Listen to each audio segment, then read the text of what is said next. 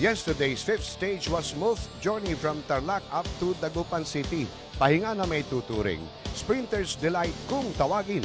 Dahil na rin dito, malaking grupo ang lead pack at nagbabantay naman sa chase group ang top 3 sa overall individual classification ng Ronda Pilipinas 2015 Championship. Pinakamahaba ang 199 kilometers na fourth stage kahapon mula Malolos City. Bumagtas sa mga bayan ng Bulacan, lumigit sa Nueva Ecija at nagtapos sa Tarlac City. Pero Rostom Lim ang kumupol ng stage honors kahit na si Santi Barnechea pa rin ang nagtatanga ng pangkalahatang liderato. Magandang araw ho mga kaibigan, Rick Yap Santos po ang inyong karonda. Friends, napakahaba man ang fourth stage, hindi naman ito nagdulot ng pagbabago sa top ranks ng overall individual classifications. Santi pa rin ang may suot ng red jersey at 7 minutes 37 seconds. At yun ang angat sa kanyang closest pursuer. Ganito pa rin kaya ang sitwasyon sa pagtatapos ng fifth stage ngayon na magsisimula sa Tarlac City. The answer we'll know by joining our pedal pushers in their trek to Dagupan City.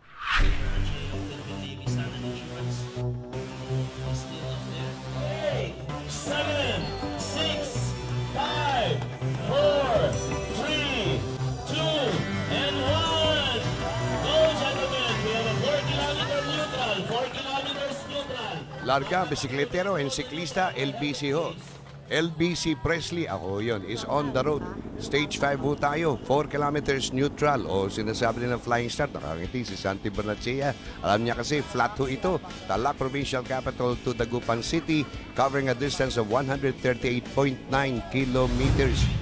Flat terrain ho ang babaybayin nito sa pagsisimula pa lang nila, 9:21 AM, MacArthur Highway. Talagang alam nila ang hamong haharapin ng bawat isa. Wala ho tayong King of the Mountain dito. 2 sprint points.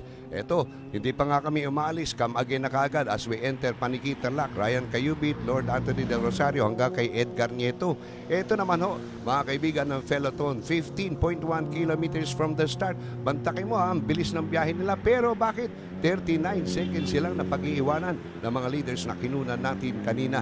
Napakaganda ng papawirin at maganda ang weather o klima para sa mga siklistang ito. Balikan natin mga leaders. Paniki, Tarlac. Ito sila. 1, 2, 3, 4, 5, 6 mula kay Ryan Cayubit hanggang kay Edgar Nieto na nabanggit natin kanina. Welcome, bagong San Manuel. Talagang bago ha. Okay, lead group natin dumami na mga kaibigan. Kanina medyo konti-konti na. Dito sina Dominic Perez at Brian Sepnio. Ang bilis nila dito, about 40 kilometers per hour. Ayan o, papasok ng arko ng San Manuel. Pero tuloy-tuloy ho ang paghahabol nito mga siklista natin. Sabi natin kanina, all flat terrain po ito. Mahirap humabol pagka ganito dahil walang mga buwelo-buwelo. Ito, talagang kinuna ng direktor ko itong taniman ng mais, corn. Bagay daw na simbolo sa akin dahil corny daw ako. Pero tingnan na natin mga kaibigan itong lead group ko. Ang dami pa din nila. At speed now faster at about 48 to 50 kilometers per hour. Tingnan mo, kahit hindi pumipidal, umuusad sila at nagkakaiba-iba sila ng distansya. Samantalang pare-pareho naman sila sumisikat. Alam niyo ba sa bawat isang minuto pumipidal ho ng mga pada 3,000 sipa itong mga siklistang ito. Aba, di 30,000 pagka 10 kilometers ho ang nilalakbay nila. Kung 100 baka milyon-milyon na. 1 hour 15 minutes on the road. Lead group po ito. Marami pa rin ho sila. Binilang ko nga kanina about 18 to 24 of them. Hindi ko nga ma-identify lahat kaya hindi ko na sinulat yung pangalan dyan. Ang ganda talaga ng kanilang posisyon. Entering Pangasinan. Pansinin nyo ha, itong mga siklista natin, 3, 4 ang mga chasers, 5 ang mga chasers sa 2, 3, 4, 5, 6, nakakubli yung isa doon sa may bandang likuran. 26 seconds ho sila behind the leaders. Aba, konting hagod lang yan at konting sipa pa, makakahabol pa rin itong mga siklistang ito. Dito muna tayo sa taas ng tulay. Actually, sa puno ako makyat Rosales, Pangasinan ho ito.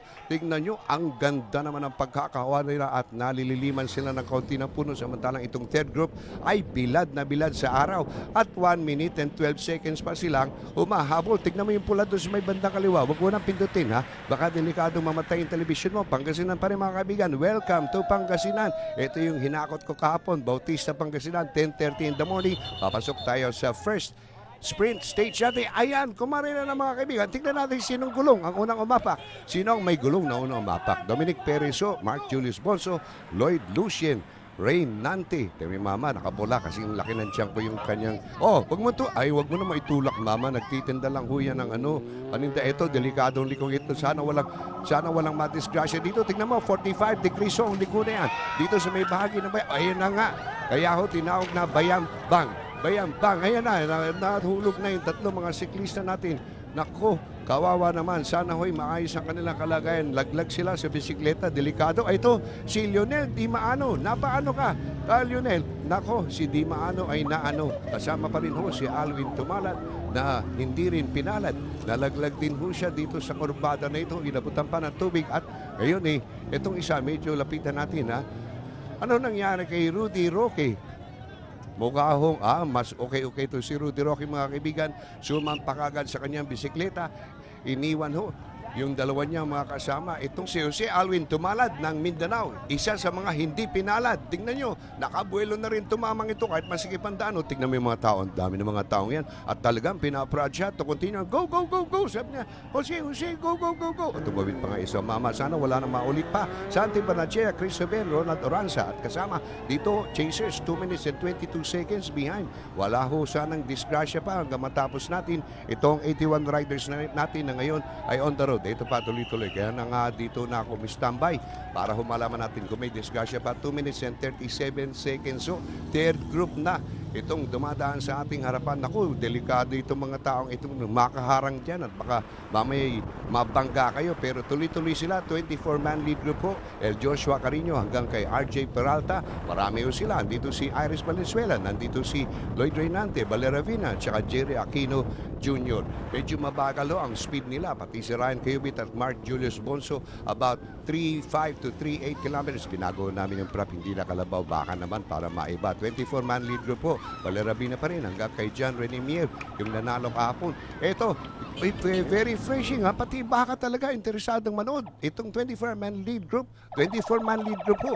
Kumana na, medyo lubak na konti itong kalsada. Sana walang madisgrasya dito. Biglang paling ho kasi at 45 degrees to the right. Humihiwalay na yung isa pero mabilis din ho ang pag-abol sa kanya ng iba pang miyembro ng 24-man lead group. Pati yung Ali, hindi na ako pinansin para mapanood niyang maigi itong ating mga karerista. Ito, kakaway-kaway pa, kumakaway-kaway pa aking hirang San Clemente, Tarlac. Napansin nyo, Pangasinan, tapos balik na naman tayo sa Tarlac. Ito, ang 24-man lead group natin. Halos paikot-ikot lang, balik uli-uli sa Pangasinan. Entering Pangasinan. Ayan, makitid ang lansangan pero maalwan ang pagdaan ng ating mga siklista. Eto na ho tayo sa intermediate sprint number 2. DJ Bobby Odulio ng Sports Radio. Talagang pogi-pogi itong mama ito. Kasunod ko. Magalyo na ho tayo intermediate sprint 2. Eto, winawagayway na ho. Yung mga bantilang magbibigay hudyat kung sino. Ang una, Lloyd Lucien Reynante, Erwin Torres at Mark Julius Bonso. Sila ho ang tatlo at 22.1 kilometers to the finish. Malapit na tayong matapos. 3 hours on the road na sila. 24-man lead group pa din. Kailangan ho talagang lalaking-lalaki ka sa sport na ito. Kaya sinasabi namin, 24-man lead group.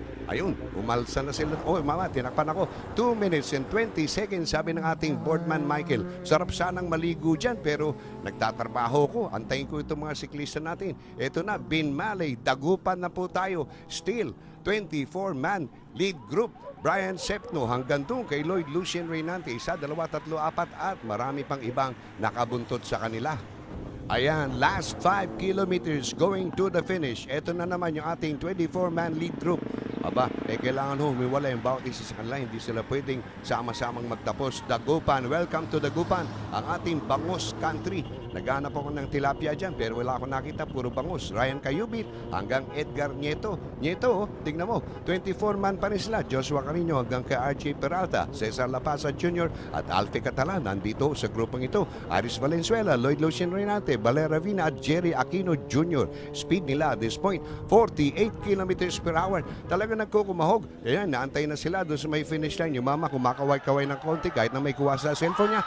Eto na sila mga kaibigan, going into the finish, last 50 meters, and there we go with the winner, number 18, Dominic Perez, winner ng Stage 5 ng LBC Ronda Pilipinas 2015. Kasunod niya si Mark Julius Bonso, John Rene Mier, Jerry Aquino Jr. at saka si Lloyd Lucien Reynante. Individual General Classification after 5 stages, mapapansin nyo Santi Banachea at saka George Oconer nasa 1-2 position pa rin. Pero pansinin niyo yung elevator button natin, green na pataas na Valer Rabina from 12 to 9 at ito naman si John Mark Camingaw na ngayon ay pang-10 mula sa dating pang-6 na pwesto. Enzo, sa award ceremonies natin, mga nagtataas ng braso, bukas tataas pa kaya nila yan sa kanilang pagsubok sa patungo natin sa Baguio City, 152 kilometers at KOM Category 1, 1,460 meters elevation off from sea level, bagong hamon ng Ronda Pilipinas 2015 National Finals. Recap Santos po, hanggang sa muli!